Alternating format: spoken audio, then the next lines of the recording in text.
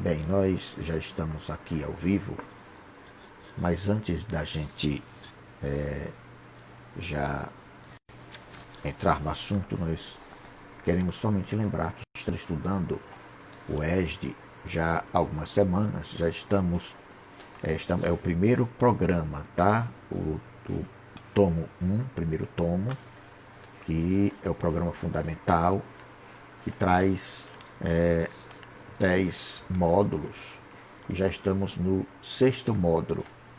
O sexto módulo, ele está tratando sobre reencarnação. E estamos nesse roteiro, que é o roteiro que está tratando das provas da reencarnação. Olha a Sandra chegando, boa noite. Boa noite a todos vocês que estão chegando aqui conosco. Eu vou diminuir o meu para ver todos vocês colocando. Chegou a Clara Auélia. Nossa, Deus abençoe. Sandra, boa noite. E nesse módulo sexto, que trata da reencarnação, nós já estamos no segundo roteiro, falando sobre as provas da reencarnação. Semana passada, nós iniciamos a primeira parte, falamos sobre em que se baseiam as evidências e as provas da reencarnação. São cinco as bases, digamos assim, os fundamentos das provas da reencarnação. Então, a reencarnação, ela se prova basicamente a partir, primeiro, das ideias inatas que nós comentamos semana passada. Não é? Quem estava aqui presente vai lembrar. Tá? Deixa eu assinar aqui para Laurélia e para Sandra. Desejar a vocês uma boa noite. Vocês que estão aqui conosco merecem, lógico, a nossa consideração, toda a nossa atenção. E também gostaria que vocês participassem, tá bom? Porque a participação de vocês ajuda muito no entendimento, porque a gente quer direcionar o estudo, até porque o estudo ele é sistematizado, né? Ele tem uma sequência lógica para que a gente vá se aprofundando nas questões. Notem que nós iniciamos o estudo nem falando ainda sobre doutrina espírita, nós falamos do contexto histórico, a época da final do século XVIII até o século XIX, quando a doutrina chegou em 1857, o lançamento do Livro dos Espíritos. Boa noite, Lúcia, seja bem-vinda. Vou cumprimentar você também aqui, viu? Dá um acenozinho. Nossa querida Lúcia de Areia Branca, quem tem muita consideração. Seja bem-vinda. Olha, a Elaine Azevedo está chegando também. Boa noite. Tudo bem? E a nossa ideia é trazer o máximo de provas, tá? Da reencarnação, não a prova em si, mas os fundamentos dessas provas, em que se baseiam essas provas. O primeiro fundamento foi nas ideias inatas, aquelas ideias que nós já trazemos, tá? De lembranças, de flashes que nós temos da questão da reencarnação. Nós falamos, inclusive, que outras pessoas de outras religiões, elas acabam soltando sem querer, porque é inato na pessoa. Olha a Leila chegando, seja bem-vinda. É inato, a pessoa acaba falando, né? Pessoas que não são nem espíritas e já falam sobre reencarnação. Assim como pessoas que de todos os tempos, a gente sabe que já traziam essa informação sobre a reencarnação. Boa noite, Leila. Tá certo? Então, as ideias inatas é mais ou menos isso, né? Porque ele traz, a gente já traz isso e é algo que já faz parte do nosso ser. Mesmo que nós não sejamos espíritas, não precisamos ser espíritas para isso. É até por isso que, boa noite, Anjo, seja bem-vinda. É até por isso que a doutrina espírita não tem a menor intenção de fazer prosélitos, de fazer fiéis, de fazer seguidores fiéis, aqueles que são assíduos. Não. Cada um pode ter sua própria religião, aquela com que se afiniza, aquela que gosta, porque tem pessoas que têm a necessidade de ter religiões assim, que tem cultos exteriores, que adoram, que tem santos, que tem procissões, que tem toda esses sacramentos, né, o casamento formalizado na igreja, como alguns fazem, está na própria o templo protestante, não é, o batismo, que é tudo, então são cerimônias bonitas, tradicionais, a maioria, claro, oriundas do paganismo, mas não tem problema. O importante é que as pessoas tenham conhecimento. Essa é a preocupação da doutrina espírita. Levar o máximo de conhecimento para que as pessoas possam entender a sua própria vida, o fato de estar aqui encarnado, para que é que serve. Olha a Selma chegando, boa noite, Selma, tudo bem? Então, essas ideias inatas, elas se inserem em todos os meios, até mesmo ateus se pegam falando sobre reencarnação, sem perceberem já estão falando sobre. E falamos também sobre as lembranças de existências passadas. Nós falamos que tem até livros falando sobre o assunto, livros que não são espíritas, que falam de cientistas que pesquisaram, inicialmente tratando do mais famoso deles, o Ian Stevenson, que fez uma pesquisa vasta tratando de vários exemplos, várias situações em que ele disse que não havia como não aceitar, não reconhecer a reencarnação como um fato. Então é uma realidade, tá? Nós estamos trazendo apenas as bases dessas provas, dessas evidências. Tá? Então a lembrança de existências passadas é um caso assim. Nós também temos nas comunicações mediúnicas. Então a existência das encarnações, elas também se baseiam nas comunicações mediúnicas. Por que nas comunicações mediúnicas? Porque nelas, através dos espíritos que se comunicam, desses irmãos que chegam atormentados, com problemas, até parentes mesmo, nós temos vários exemplos de cartas de espíritos, de pessoas que estavam aqui conosco, né, filhos e filhas, que desencarnaram jovens, né? Tem o maior exemplo são as cartas de Chico Xavier, né? Em que os espíritos de pessoas que desencarnaram de pouco tempo vêm, se comunicam por escrito, se comunicavam, no caso, através de Chico Xavier, e hoje de outros médios, através de Divaldo Franco, né, do Raul Teixeira, e vários outros médios, psicógrafos que nós temos espalhados ainda pelo nosso país, que através deles também esses espíritos, esses desencarnados vêm e se comunicam, trazendo a sua própria identidade, mostrando que as pessoas podem apurar que eles são realmente aqueles que estão de volta. Boa noite, Viviane, tudo bem? Viviane e Yasmin, seja bem-vinda. Tá? Então, esses espíritos estão demonstrando, né? Inclusive eles trazem, informam a sua própria identidade. Então, nesse caso das comunicações mediúnicas, são duas as contribuições interessantes. Apoiam a tese reencarnacionista através das comunicações mediúnicas. A primeira é a informação da identidade de espíritos que viveram experiências reencarnatórias, o que eu estava falando há pouco, né? Espíritos recentes, espíritos que estavam aqui recentemente e que através dessas cartas se comunicam, tá certo? Eles mostram que as pessoas podem identificá-lo, não precisava nem dizer o nome. Né? A gente já assistiu algumas sessões em que a pessoa se levantou já chorando, identificando que era seu filho, que era seu irmão, que era seu ex-namorado, namorado recente e tal, que estava se comunicando ali naquele momento. Aquela carta era dele, o jeito de falar, os nomes que ele recordava, que dizia ali na carta. Então, tudo isso são provas. Tá? Olha, a Sandra chegou, seja bem-vinda, Sandra. Tá certo? E a outra contribuição é a revelação de vidas passadas de pessoas que ainda estão encarnadas, por exemplo. E essas revelações são através de médiuns.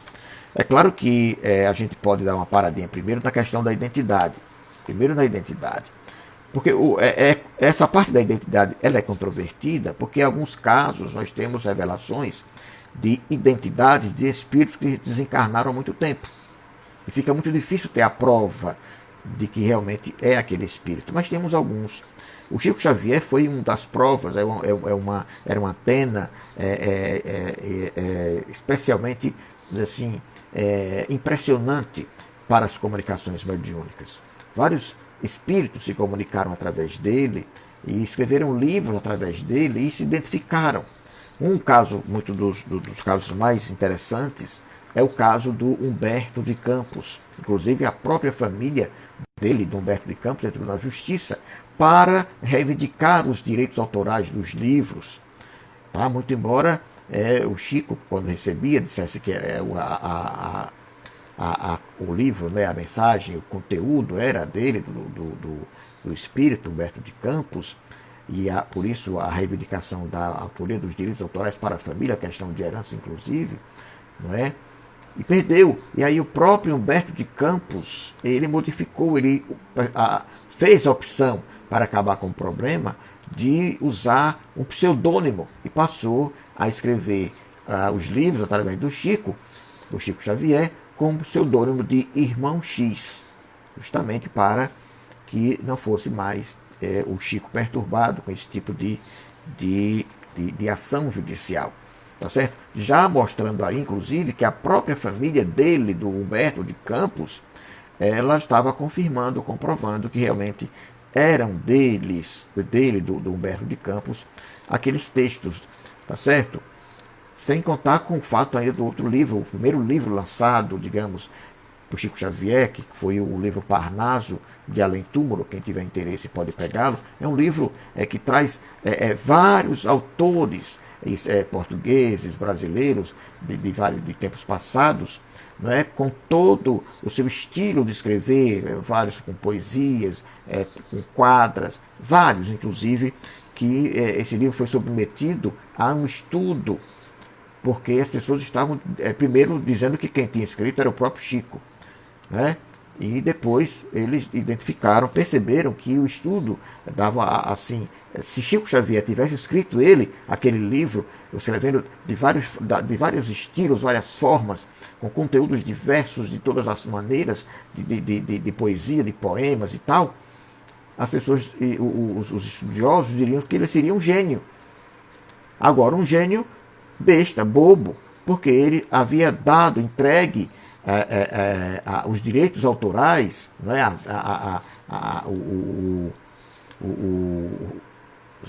a renda, né, do livro, das vendas dos livros, revertida para várias instituições de caridade através das casas espíritas. Então, mostrava que era um gênio, mas que tinha um problema de cabeça, né, caso fosse ele. Mas perceberam que, na verdade, pelos estudos feitos, que eram de fato os estilos de cada um dos autores que tinham sido psicografados por Chico Xavier e registrados no livro Parnaso de Além Túmulo. Seja bem-vinda, Dona Creuza, Gilvan e minha querida Marcele, minha querida Pupila, seja bem-vinda. Pode fazer adendos aí, viu, vocês, para que nós possamos avançar no nosso estudo. De maneira, gente, que essa contribuição das comunicações mediúnicas é importantíssima, porque há a possibilidade de se pesquisar para se confirmar que aquele espírito que está se comunicando ali realmente é aquele espírito, é aquela identidade, e a prova é essa. Tá certo? A prova vem por aí. A Tatiane, olha, minha querida Tati chegou, está por aí. Então é importante que nós tenhamos isso em mente. Tá? E a outra prova, inclusive a gente pode perceber isso, a presença desses espíritos aqui ao nosso lado, muitas vezes, não provando, nesse caso, a reencarnação, mas que eles estão sim do outro lado. É a prova da existência deles. Nós sentimos a presença, o cheiro, a sensação de que ele está ali. Isso aí já mostra, pelo menos, que eles existem. E a reencarnação mostra quando eles dizem o que eram, o que foram.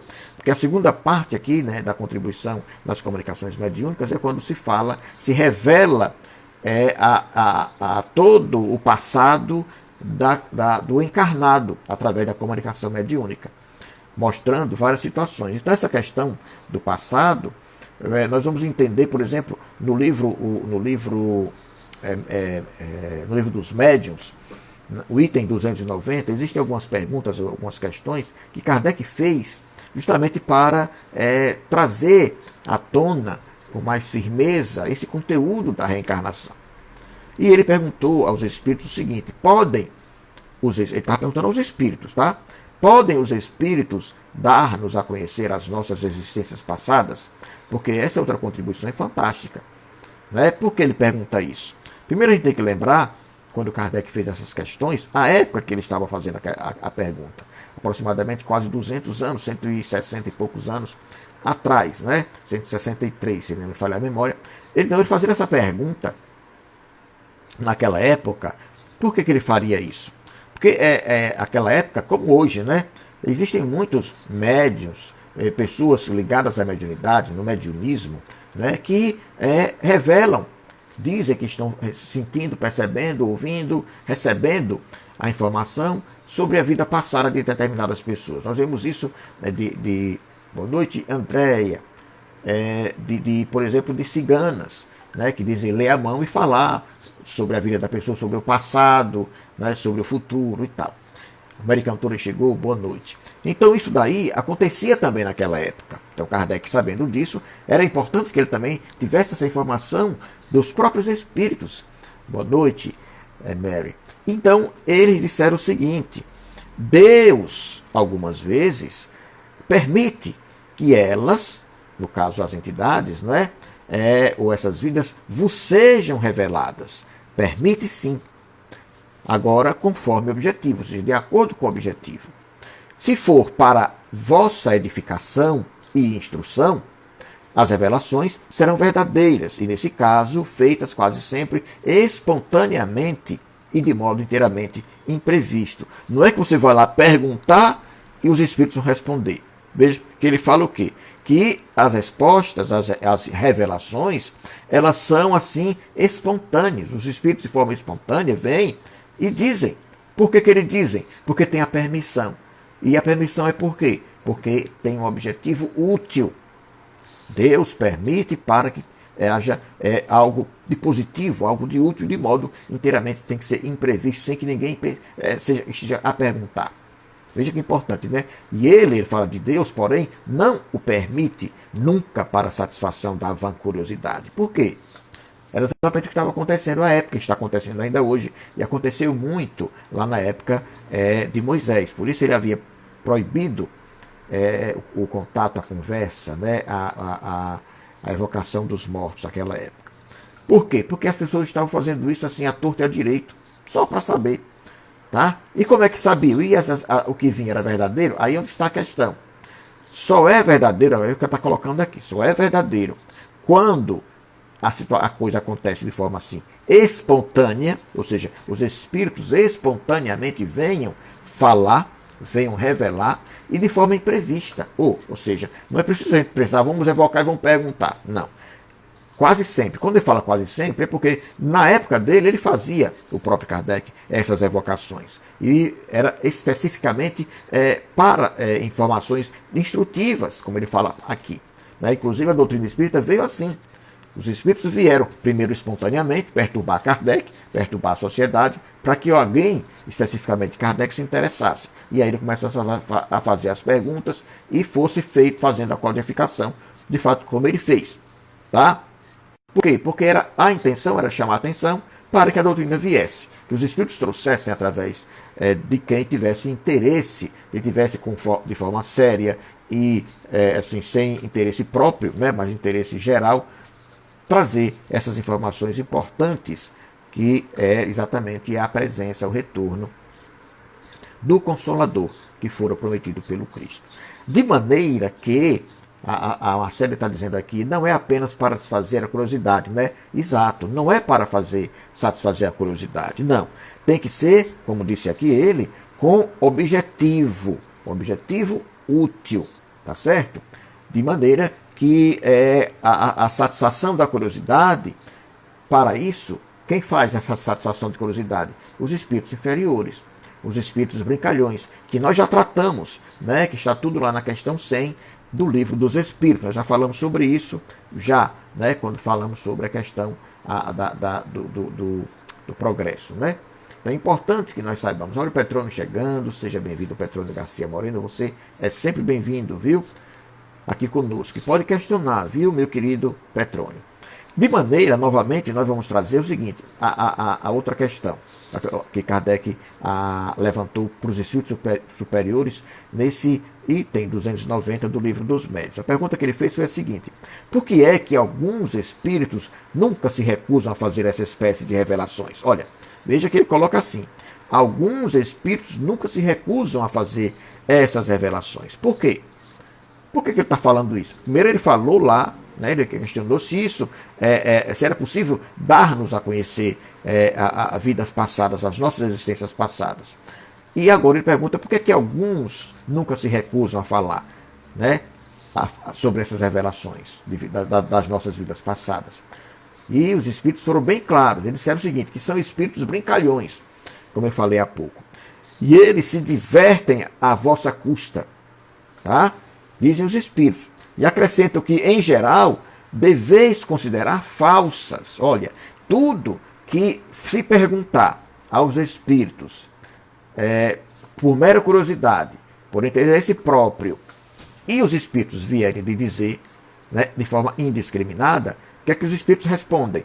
Em geral, deveis considerar falsas, ou pelo menos suspeitas, todas as revelações desta natureza que não tenham um fim eminentemente sério e útil.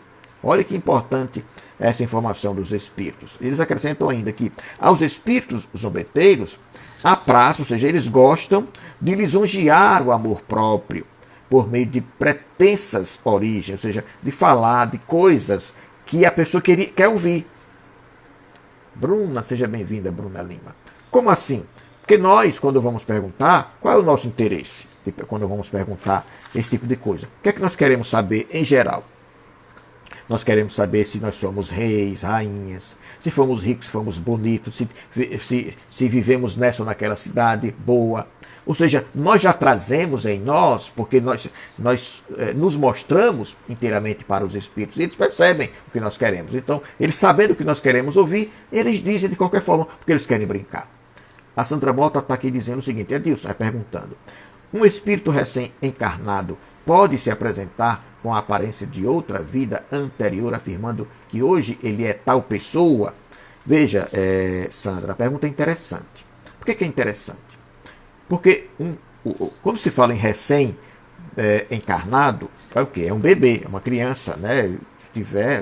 Vamos imaginar que ela tenha 6, 7 anos de idade. Se ele pode se apresentar com aquela aparência de outra vida.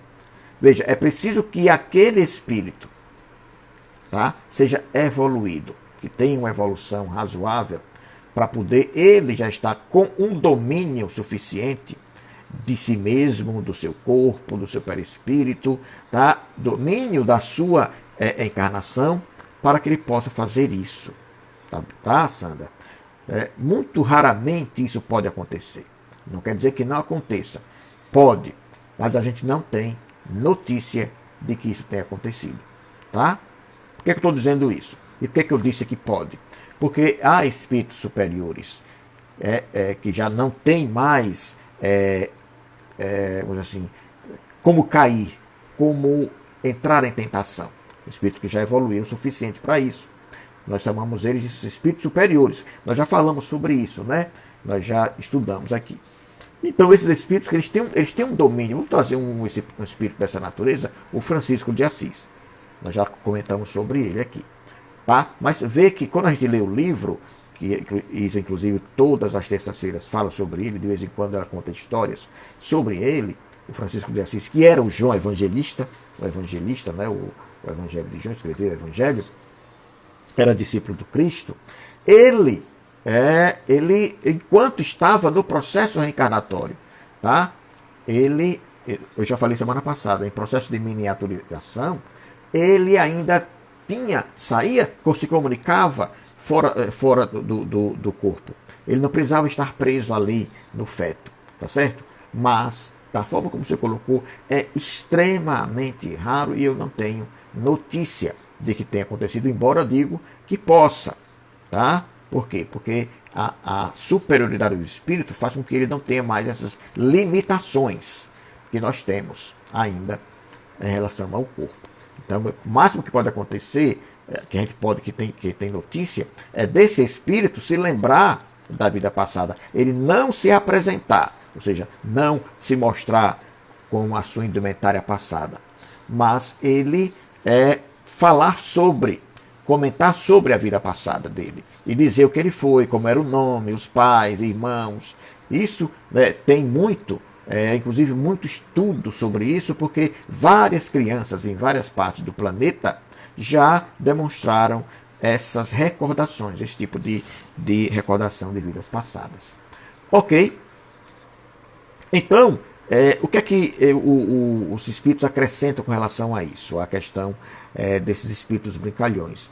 Ele diz isso aqui, que ele fala que há médium, existem médiuns, olha, a gente está falando médium de uma maneira geral, médiuns e crentes que aceitam como boa moeda o que lhes é dito a esse respeito e que não veem que o estado atual dos seus espíritos em nada justifica a categoria que pretendem ter ocupado. Ou seja, há muitos espíritos que chegam para os médiuns estão tanto quanto fascinados e falam para eles que eles foram isso e aquilo no passado. Tá? E eles acabam acreditando, se sentem bem aquilo, porque eles ainda estão muito, se deixam muito levar pela vaidade, pelo egoísmo, pelo orgulho, então se creem mais do que na realidade são. Então, são médios que ainda são um pouco despreparados. Por isso que nós tratamos no capítulo, no módulo anterior, sobre a mediunidade com Jesus. Lembram? O que é mediunidade com Jesus? É aquela em que nós damos de graça o que de graça recebemos. Ou seja, nós não fazemos nada com o benefício para nós, de forma nenhuma, mas para beneficiar os outros. Tá? De maneira que é importante que nós tenhamos isso em mente. Quem acredita piamente naquilo que os espíritos veem e respondem sobre coisas que a gente, até pela lei, um princípio que nós estudamos há pouco, que foi o progresso, né? A progressão do espírito, nós podemos afirmar que no passado nós sempre fomos piores do que o que nós somos hoje. Então, se vier algum espírito falar para a gente que a gente foi isso ou aquilo, né, importante, a gente tem que ficar com o pé atrás. Por quê? Porque a gente se conhece. Todo mundo se conhece. Não é verdade? Não inteiramente, como deveria. Tá? Por isso que a gente precisa fazer esse processo do autoconhecimento. Mas eu digo assim, conhece o pensamento atual, os próprios desejos, as tendências atuais. Nós temos isso. Nós sabemos como somos, não é? A maneira como pensamos, aquilo que nós desejamos para nós, para os outros.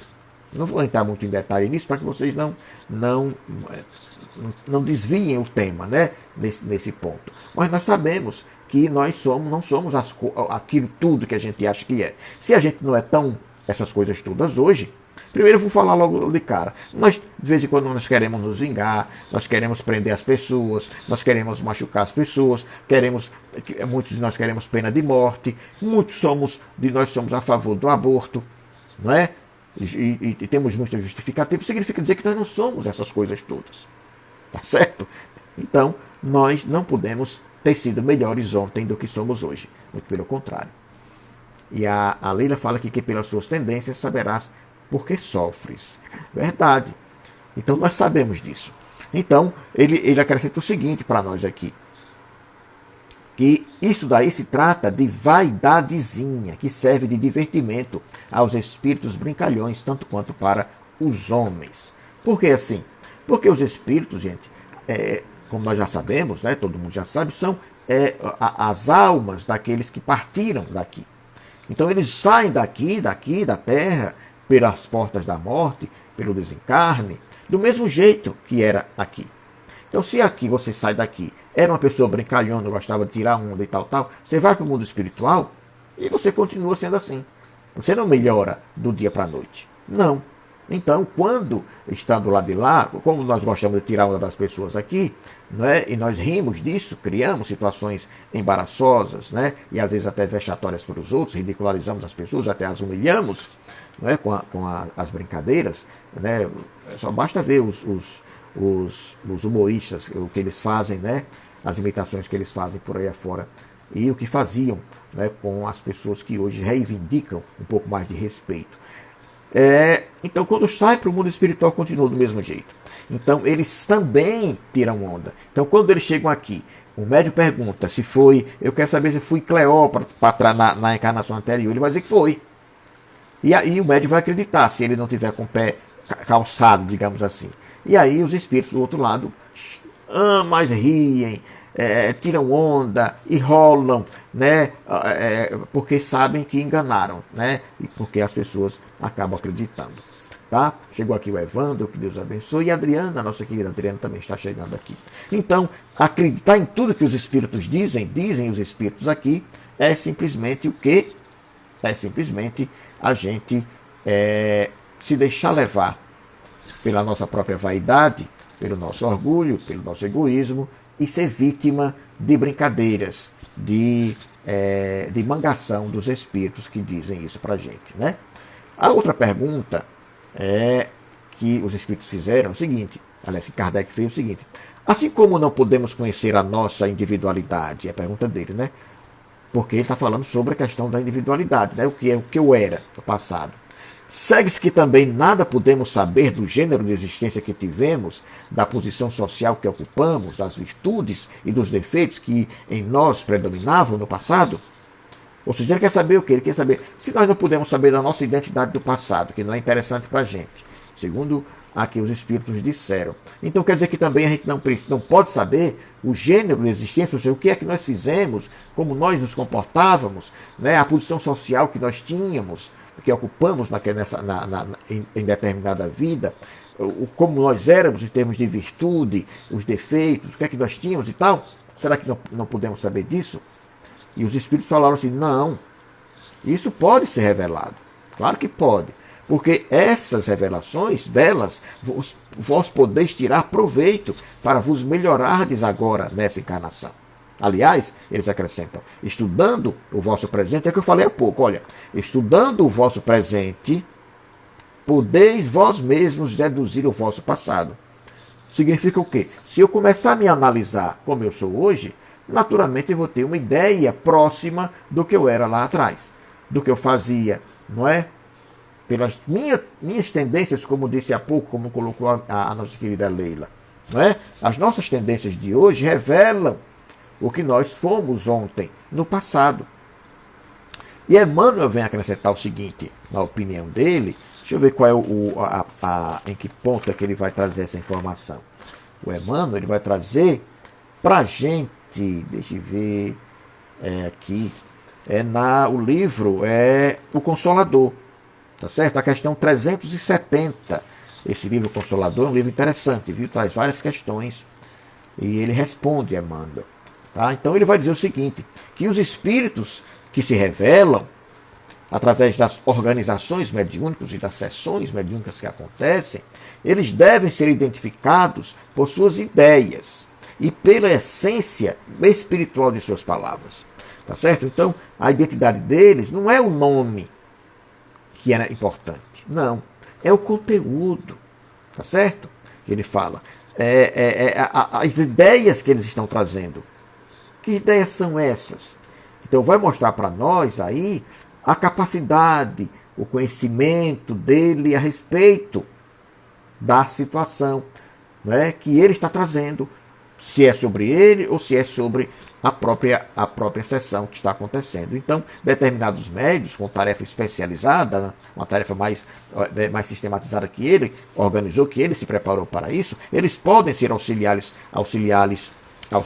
preciosos à identificação pessoal, seja no fenômeno literário, por exemplo, né, quando eles escrevem, né, então tem espíritos que escrevem até ali, e o médium ele pode ter de si mesmo ajudar o próprio espírito na escrita, no caso da psicografia, tá certo? Também nas equações da ciência, ou até satisfazendo a certos requisitos da investigação, ou seja, ajudando a que haja uma investigação melhor.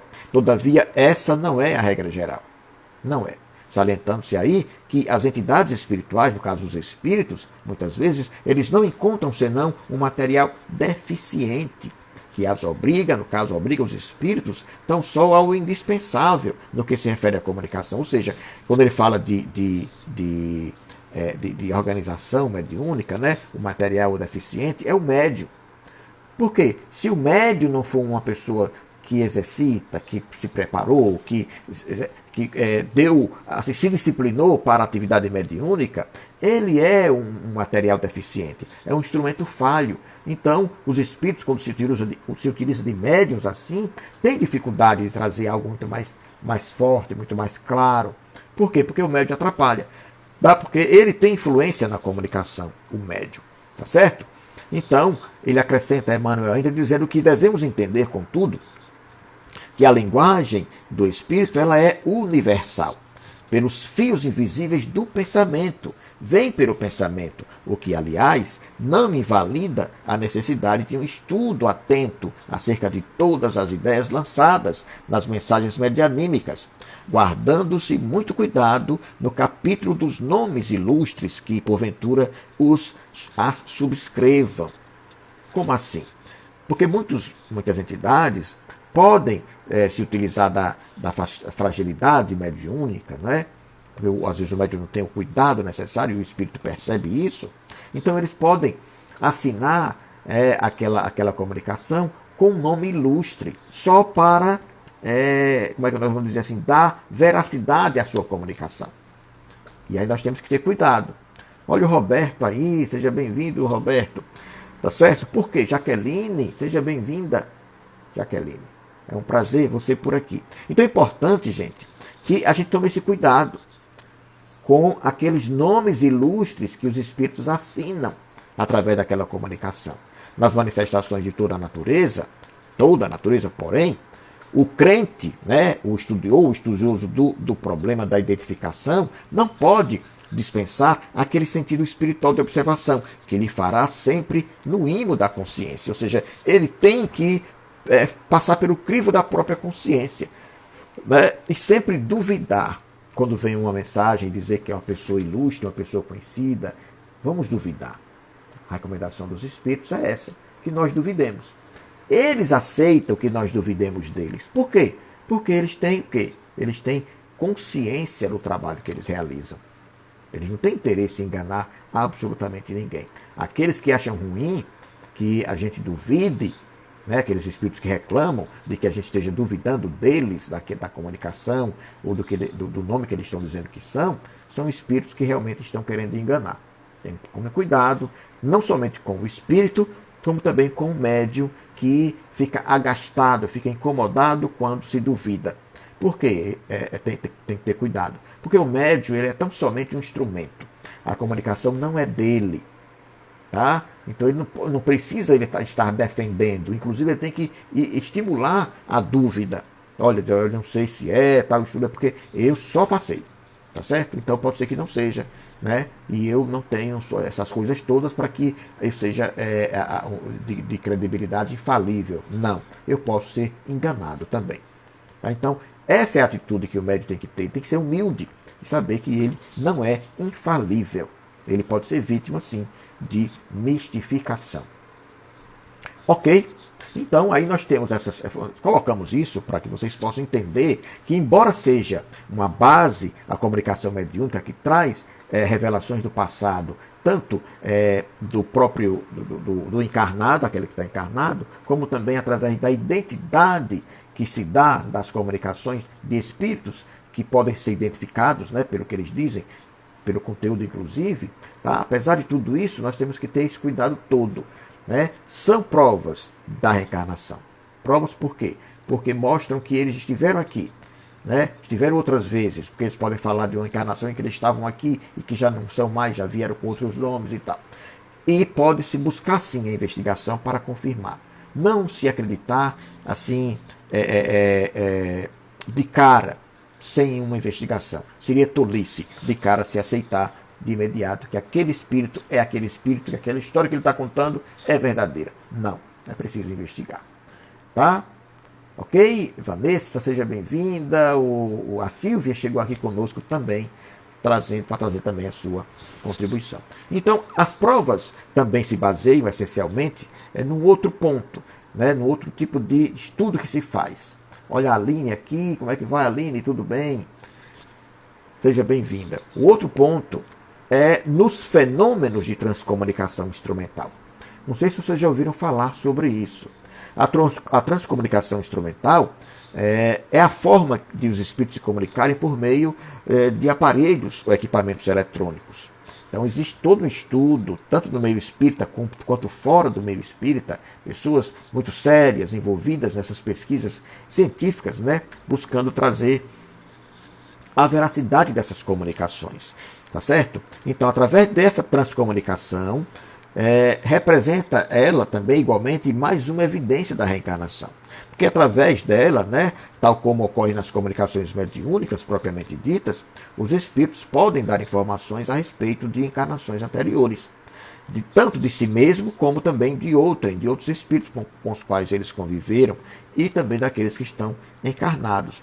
Então devem ter, ou melhor, ser dispensados a esses fenômenos de transcomunicação instrumental os mesmos cuidados indicados para análise e divulgação das mensagens provenientes das práticas mediúnicas. Tá certo?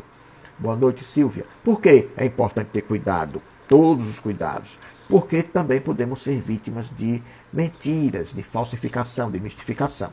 Tá? Porque os espíritos enganam, tá certo? Enganam o médium se engana e pode enganar aqueles que ouvem, aqueles que são, ou para quem são endereçadas as mensagens, as comunicações. Então temos que ter muito cuidado com isso. Se tem muitas fraudes por aí, por quê? Porque as pessoas têm uma tendência a acreditar com facilidade. Porque foi o Espírito que falou. Não é assim. O próprio Cristo disse. Está lá no Evangelho de João. Não acrediteis em todos os espíritos. Experimentai antes se eles são de Deus. Está lá. É importante, então, que nós saibamos que a recomendação é válida em todos os sentidos. Porque da mesma forma que nós aqui entre nós mentimos, eles de lá para cá também mentem. E aí nós precisamos ter cuidado, porque é mais fácil eles mentirem para a gente e nos enganar, porque nós não os estamos vendo, né? Não temos vendo a sua cara e tal, para poder ver, né? Porque às vezes a gente conhece quem está mentindo e quem não está. E a gente não consegue descobrir, a não ser que a gente duvide, não aceite de cara, seja comedido, seja cauteloso e vá investigar. E perceba, né, as falhas, né, de informação, e a gente vai detectando ser ou não verdadeiro. Então, essa é outra base, a base dos fenômenos de transcomunicação instrumental. Depois a gente fala com mais detalhe sobre esses fenômenos, esses estudos de transcomunicação instrumental. Ok? E, por fim, né, a outra base que nós temos das provas da reencarnação, a última delas, que também é muito conhecida, são os fenômenos das experiências de quase morte, as chamadas EQMs. A chamada experiência de quase morte é o estado, se vocês não sabem, é o estado de morte clínica experimentado durante alguns momentos, que podem ser mais ou menos longos, né, após os quais a pessoa retorna à vida do corpo físico. E quando ela retorna, ou porque diz que é quase morte, porque não morreu, não morre.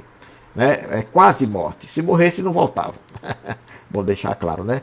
Então, há aquele afastamento, né? E o espírito, então, ele sai e ele retorna. Quando ele retorna ao corpo físico, alguns deles recordam aquilo que aconteceu durante aquele período.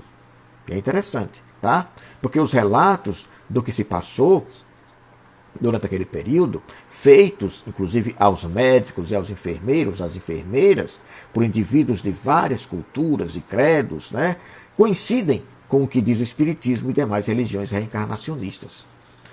Não é? A Silvia está dizendo aqui que eles se comunicam através do Google, utilizando o fone. Também, olha, isso é transcomunicação instrumental. Ela vai dando informações aí, né, que a gente vai trabalhar futuramente. Então, essas pessoas que passaram por esse fenômeno, a das EQMs, elas relatam a ocorrência de acontecimentos semelhantes, vividos inclusive nos breves instantes entre uma parada cardíaca mais prolongada e a ressuscitação corporal, que acontece logo depois através dos esforços médicos, tá certo? Então, entre essas ocorrências, Eles afirmam encontrar, após a travessia de um túnel, olha o que eles narram, em geral é isso, viu? A travessia de um túnel ou de outras passagens, seres de luz que as acolhem carinhosamente.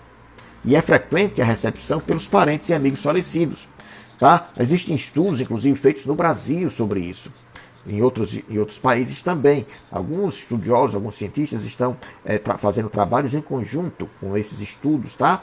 E nem sempre esses estudiosos, esses cientistas, não são espíritas. Não. Eles apenas estudam com um objetivo científico para descobrir se realmente há possibilidade de que haja vida após a morte. Tá certo? Então, atualmente, diz aqui que existe uma significativa produção de livros espíritas e também não espíritas que trazem boas contribuições à tese reencarnacionista. Tá certo? Nós vamos trazer aqui algumas obras que nós recomendamos a leitura para vocês que têm interesse em saber, não é, de estudos que se baseiam nessas possibilidades reencarnacionistas. Nós, espíritas, não temos dúvida. Tá certo? Dúvida zero, nenhuma. Então, alguns livros que nós recomendamos. Um chama-se Reencarnação, de Gabriel Delane, esse é espírita. Tá? O outro, Reencarnação no Brasil, de Hernani Guimarães de Andrade, esse também é espírita, né, que escreveu e foi editado pela editora O Clarim. O outro que eu li, aí é outro livro, esse aqui não é espírita, porque o Ian Stevenson não era espírita, tá? Era um cientista. 20 casos sugestivos de reencarnação. Procure esse livro, muito interessante. Tá? Inclusive a Sandra Mota tem muito interesse sobre isso. Veja lá, Sandra, se você puder localizar esse livro. Eu tinha esse livro, mas eu emprestei e não recebi de volta. 20 casos sugestivos de reencarnação, de Ian Stevenson, da editora Difusora Cultural. Está vendo que não é nenhuma editora espírita. O outro livro é A Vida Pretérita e Futura, de Banerjee. Sempre o Divaldo Franco fala sobre esse cientista, tá? Ele é da editora nórdica, A Vida Pretérita e Futura. O outro é Muitas Vidas, Muitos Mestres, de Brian Weiss. Ele é um psicanalista, se não me falha a memória. Ele tem vários livros nessa direção. Mas esse aqui, que é um deles, Muitas Vidas, Muitos Mestres, é muito interessante. A Silvia está colocando aqui algo sobre a EQM. Ela fala que os cabelos deles são iguais aos seus, os que me receberam. Descobri com essa experiência o quanto o corpo é pesado. Passei por uma EQM. Eu não sei se ela está falando iguais aos meus, o cabelo deles, né? Mas é interessante, tem pessoas que realmente passaram por essa experiência e se lembram de terem passado por isso. Tá? O outro livro é Reencarnação Baseada nos Fatos, de Carl Müller, da editora Edicel. Então, esses livros, vocês podem pesquisá-los, procurá-los, lê-los, né, com detalhe, com a mentalidade de estudo, né, e fazer a sua avaliação, para que vocês possam ver a importância dessas pesquisas que foram feitas, inclusive de não espíritas. Principalmente eu, que busquei essas informações em livros não espíritas, porque o espírita a gente já sabe que tem a ideia como um fato da reencarnação, mas os outros não, estão pesquisando para descobrir, né? Para saber se tem possibilidade de ser verdadeiro. E eles acabam aceitando como um fato a reencarnação. A Silvia está dizendo, eu creio que ela está falando do meu cabelo, né? Então, e ela fala que descobriu com essa experiência o quanto o corpo é pesado. Porque ela passou por uma EQM, então o corpo segurou, não foi você, não foi o Silvia. Então, essas informações que nós trouxemos, gente, sobre essas possibilidades, pode repetir, por favor. Os livros Lourdes, vou repetir, todos eles. O primeiro livro que eu falei foi Reencarnação. É o título do livro. O autor é Gabriel Delane. O outro livro... o cabelo branco, né? Muito bem, Silvia. O outro livro, Lourdinha, que eu falei é Reencarnação no Brasil. Esse autor é brasileiro, é o Hernani Guimarães de Andrade. Tá? Esse é espírita. O outro é 20 casos sugestivos de reencarnação, do Ian Stevenson, é um dos mais famosos não espíritas que investigou sobre reencarnação. Ian Stevenson. A editora é a Difusora Cultural. O outro livro é A Vida Pretérita e Futura, de Banerjee, H.N. Banerjee, da editora nórdica. O outro livro, Muitas Vidas, Muitos Mestres. Esse é um autor americano, é muito lido ele, viu? É best-seller, inclusive. Tá? Ele não é espírita, não é espírita. E ele faz regressão de memória, não é bem o termo não, é TVP, Terapia a Vivências Passadas. Ele narra nos seus livros, né? E esse é talvez o mais famoso dele, Muitas Vidas, Muitos Mestres.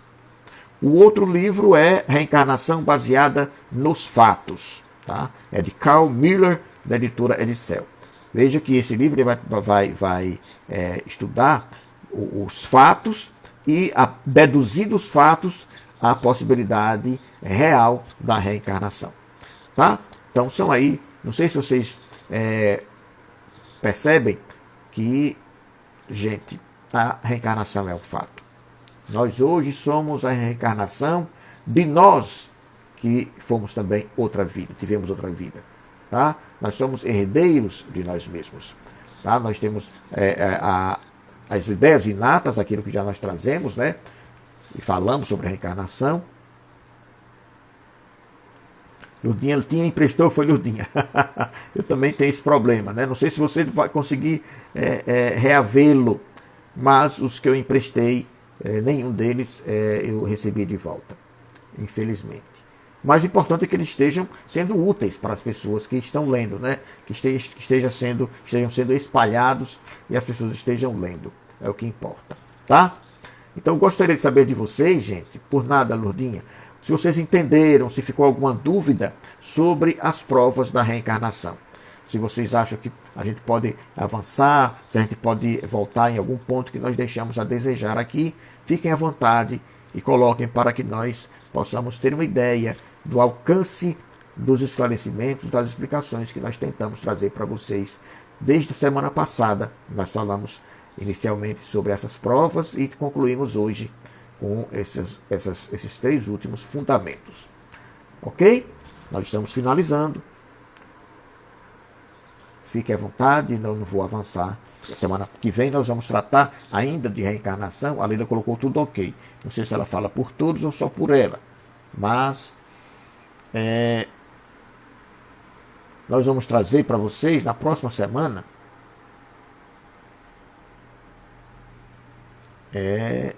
aqui que alguém trouxe semana passada, já se adiantar, não sei quem perguntou, que é o retorno à vida corporal. O planejamento reencarnatório. Olha que tema maravilhoso. O que é o retorno à vida corporal? É o renascimento, o renascer, o reencarnar. Tá? Mas antes disso, antes da reencarnação, o tratamento que nós vamos dar na próxima semana é o planejamento reencarnatório. Como se dá esse planejamento? Não é? Antes de virmos para cá, o que é que nós fazemos? O que é que nós sabemos para vir para cá, e não vir para cá à toa? Tá? Então, nós vamos fazer isso, vamos explicar como é realizado esse planejamento, tá? Para que nós saibamos que nós não estamos aqui de improviso. Não, nós temos um plano. Por isso que muitas pessoas dizem aí, sem saber, Deus tem um plano para cada um de nós. Na verdade, não é Deus que tem o plano. Nós temos o plano. O nosso plano está na nossa consciência. Nós participamos desse planejamento. Olha que hoje interessante. Né? Semana que vem, portanto, nós vamos falar mais sobre isso. Qualquer dúvida, fique à vontade. É um prazer estar sempre com vocês aqui às quartas-feiras, tratando de temas assim do estudo sistematizado, esclarecendo mais sobre a doutrina espírita, sobre os seus fundamentos. O fundamento que nós estamos tratando é reencarnação, tá? Que é uma das bases angulares, tá? Que dá sustentação a doutrina espírita, a existência do nosso espiritismo. Tá? Então, é um prazer. Nós vamos, então, encerrar. A Sandra está dando já boa noite. Graças a Deus eu entendi até aqui. Que bom. Então, a gente pode prosseguir, né, querida Sandra? Então, vamos agradecer a Deus. Nós temos aqui, no nosso agradecimento, uma preocupação muito grande, que vocês não sabem quanto, que é com relação ainda à pandemia. Nós, gente, nós estamos já do mês de março para cá, né? Olha, março, 14, né? Março, abril, maio, junho, julho, agosto, setembro, outubro. São 7 meses, né? Finalizando 7 meses agora, no dia 14, quando deu a quarentena, a primeira quarentena, né? E chegaremos ao 8º mês agora, em novembro, a gente está próximo. E está vindo pesado a segunda onda. Na Europa, a segunda onda da pandemia está batendo todos os recordes. Todos os recordes. As pessoas estão se contagiando.